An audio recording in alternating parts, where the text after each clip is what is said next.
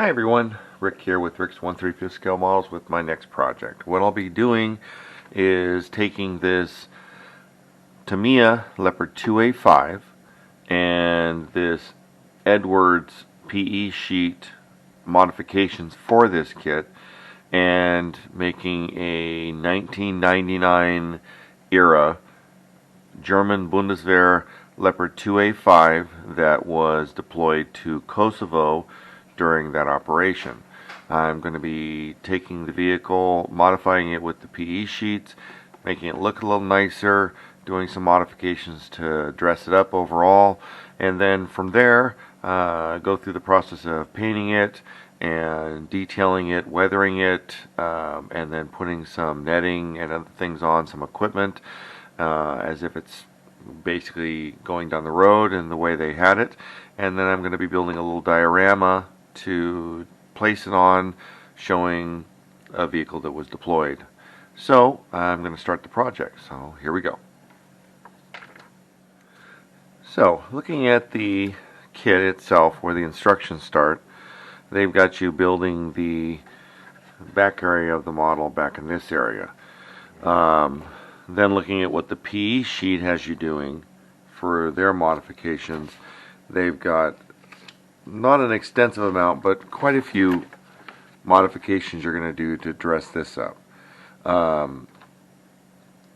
Definitely will dress it up a lot nicer and make it look better, but it involves kind of going through and comparing instructions back and forth. One of the things, looking at this Tamiya Leopard 2A6 kit, you're going to be changing the grille here to make that look a lot sharper. On top of that, there's some shovels and different parts that are metal, going through and just like you said, dressing it up. And then you've got your side skirting up in here to do. These are pretty thin, pretty fragile. Should make a real nice kit. On top of that, the MG machine gun, you've got actual ammunition and some other things. The shovels, you've got some a lot nicer looking parts there. Your plating on the back is a lot sharper. So as I build this, I've got to go and remember they've got a lot of handles and chains. You've got your smoke launchers, the cabling that goes there to dress that up really nice. So it just definitely involves kind of comparing instructions and going back and forth. The other thing that I'm intending on doing is probably I'm going to take these plates and flip them up, which you saw a lot of to keep this clear. A lot of the videos I've seen show these going down the road flipped up. What I'll end up doing is cutting them off, and looking at them, they look identical on both sides, so I'll end up taking this one and putting it upside down on this side and vice versa on this side. And that way it should look nice, but I'll cross that bridge as I get to it. Most of the other things on the vehicle are pretty straightforward. They do have some nice details up in this area, different things to do. It'll look nicer. The only thing that this doesn't have, and the Tamiya doesn't either, is the lenses for all this, the periscopes and everything else with this thin sheet. I'm going to be doing some alterations in there to make that look a lot dressier and sharper. So anyway, let's get started and see how it goes.